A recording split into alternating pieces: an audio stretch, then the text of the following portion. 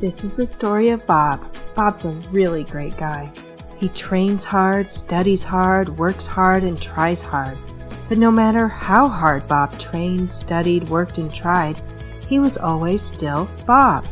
Then one day, Bob meets 3 super cool superheroes. They were, well, super and really cool. And just like Bob, they also trained hard, studied hard, worked hard, and tried hard. But for some reason, they were super, and as we said, Bob was Bob. Well, aside from being super cool, the 3 superheroes were also super nice. So one day, Bob summoned up his courage and asked his new friends a very important question. How come you guys are so lucky all the time? I work and try just as hard as you do, but you're super cool and I'm Bob. The room went silent and you could have heard a pin drop. After talking it through, Bob's new friends decided they would let him in on their super top secret. They explained that most people live their lives kind of like Biff. Biff also trains very hard. He just never gets around to working on his legs. They told Bob it's the same way with most people. They work hard on most every part of their life, they just never get around to training their minds. They explained that everyone's brains are amazing and really cool. Our brains, they said, control everything that makes us us. They work to keep us healthy and alive, moving and pain-free. They also control our emotions, whether we're feeling sad or happy, stressed or relaxed, anxious or confident. But I don't get it, Bob interrupted. If my brain controls everything, then why does it often feel like I have so little control over many of these things, no matter how hard I try? Why can't I be in charge of those things if they're happening in my own mind? You up for an adventure? The superheroes asked Bob. Sure, he replied. Then climb aboard. And before he knew it, Bob and his super friends were standing on the tip of an iceberg. Imagine this iceberg tip is your conscious or your thinking mind, they told Bob. When we wake up in the morning, it's our conscious mind that flickers on. Within our conscious mind, lots of things happen. This is where we exert willpower, which can be very powerful, but it's only temporary. Our short-term memories stored here. We also analyze, logically think, and rationalize in our conscious mind.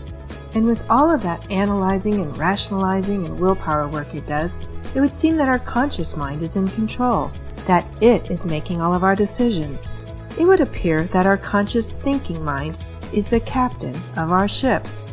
But, as the saying goes, you can't always see the forest for the trees. It's also hard to see the whole iceberg when we're up here on its tip. Sometimes we need to step back to gain a little perspective. And when we do, we notice there was a huge part of the iceberg or mind we couldn't see or even imagine because we were too close and focusing only on the tip of the iceberg or only on the thoughts of our conscious thinking mind. And now it becomes more clear. Less than 10% of our brain makes up our conscious thinking mind, and all the rest is part of our subconscious automatic mind. So, asked Bob, what happens in that huge part of our brain? What goes on in our subconscious automatic mind? Well, they explained, the number one job of our subconscious mind is to keep us alive, to make sure our bodily functions are doing their jobs. Also, our all-important emotions are here. It contains our permanent memories and our learned behaviors and habits, both good and bad.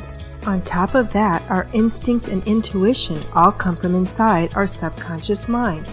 So now that we've stepped back, it's easy to see that our conscious thinking mind, who thought he or she was the captain of our ship, is actually no more than just a low-ranking deckhand. And as science moves at record speeds, by analyzing amazing brain imaging scans, we can now prove that it's our subconscious mind that is doing most of the work and making almost all of our decisions. Oh, I get it, said Bob. So it's really my subconscious mind who's the captain. Exactly, his new friend said. Our subconscious mind, our automatic mind, that's who's guiding our ship. Our subconscious mind is the captain. Our subconscious mind is the boss.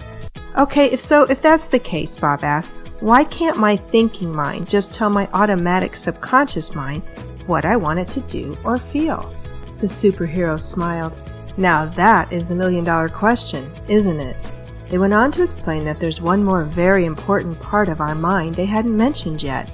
In between our conscious thinking mind and our subconscious automatic mind, stand our protectors, they told Bob, kind of like a unit of our own personal bodyguards, and they are here to protect the boss, our unconscious mind, from any potential harm or pain. How do they do that? Bob asked. Well, let's say you were out with a buddy and he told you to jump off a bridge. Before you even realize what's happening, that thought goes through your conscious thinking mind and it gets stopped or intercepted by our protectors. Our protectors compare that thought or idea of you jumping off a bridge with all the experiences and knowledge inside our subconscious mind, and it finds the idea of you jumping off a bridge to be incompatible with keeping you safe. So your protectors reject that thought and don't allow the idea of you jumping off the bridge to even reach your subconscious mind. As a result, you don't jump off the bridge and you are safe and protected. Sounds like the perfect system, right? Well, sure, Bob agrees. Okay, but let's look at it this way, they go on. Bob, we know you're an athlete, and let's just say, for example, you were always very successful at scoring. Then one day, you try to score and you completely blow it. People around you are laughing their heads off. You are embarrassed beyond belief. You feel like such a fool that your body actually feels pain. And this is true since emotional pain causes the same part of the pain center in our brain to become active as physical pain does. Since that humiliating experience was so filled with emotion, it's made its way into your subconscious. So now your automatic mind believes, if I try to score, I will feel pain. Of course, this makes no sense at all to your conscious thinking mind. You've scored many times with no pain, so your thinking mind tries to tell your subconscious, I want to score. Your protectors, doing their jobs, intercept the message, and then compare that thought, I want to score, with the recent embarrassing and painful trying to score experience lodged inside your subconscious mind. And it finds the idea of you trying to score to be incompatible with keeping you pain-free. Again, your protectors reject that thought and don't pass the idea of you wanting to score to your subconscious mind, so you don't attempt to score and you're kept safe, protected, and pain-free. Now, most likely you'll try everything, logic, reasoning, and willpower to get the message through. But if you can't get the message that you want to score through to your subconscious mind, then every time you try to score, your subconscious will flood you with anxiety, self-doubt, stress, and tension. It will do anything it can to stop you from trying to score, all because it's trying to protect you from pain. Then, after a while, our conscious mind gives up and rationalizes. There's others on our team who are really good at scoring. They can do it. Stories like this happen every day. Salespeople were once painfully rejected when trying to close a sale, and now they find themselves too stressed out to sell anything at all. As a young child, we got laughed at while doing a presentation in front of our class, so now we literally get sick to our stomachs when told we have to speak in front of a group. When trying to talk to someone we found attractive or cared about, we were shot down in such a mortifying way that we promised ourselves we'd never do that again. Wait, Bob asked, so if my protectors think they're protecting me, but sometimes they're actually hurting me, how do I fix that? Enhanced imagery techniques, the superheroes answered. Using time-tested methods and the latest in scientific research, the In the Zone team uses techniques to move our protectors out of the way. Then it's easy to place a positive suggestion or thought inside our subconscious mind. And once it's there, it takes hold and automatically makes the changes in our life that we want. For instance, Bob, let's imagine this quarterback is your boss or your subconscious mind. In the offensive line, they're your protectors. And you want to get a message, a positive suggestion or thought like, I want to score, to your subconscious quarterback. Except that message keeps getting rejected by your protectors. But here's what's cool. The In the Zone team has a whole bag of tools they can use to get our protectors out of the way. And once the coast is clear and our protectors are out of the way, we're able to walk right in and place our positive suggestions or thoughts directly inside our subconscious mind. And even if we don't think we have a mental block that's holding us back, for positive suggestions to take hold and work automatically, we need to get them inside our subconscious mind. And once we do, voila! Before long, we start to do or feel or have that special thing we've always been wanting. This is amazing stuff. Why don't more people use these type of techniques?" Bob asked. Bob's new friends laughed. "A lot more do than you realize," they replied. "It's often the elite in their field, big league, high rollers, and heavy hitters. You know, those looking for an edge. As a matter of fact, today almost all Olympic athletes and many professional athletes use various enhanced imagery techniques to win their mental game.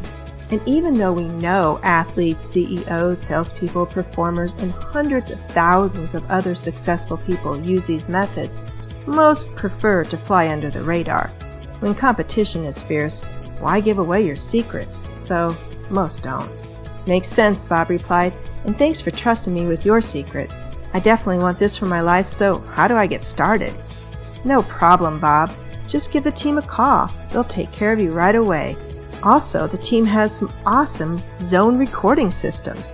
And since you listen to most of it at night in bed, it's perfect for busy people like us. Plus, it's customized for our individual sport, profession, challenges we're having, or that special thing we're looking for. But before you call, do us a favor. Close your eyes. And just for a moment, imagine all the super cool things you're going to be able to accomplish and how relaxed and confident you're going to feel. And before long, you're not going to be Bob anymore. You're going to be Bob, that guy with the super cool mind. Now here's their info. Call, text, or email them today.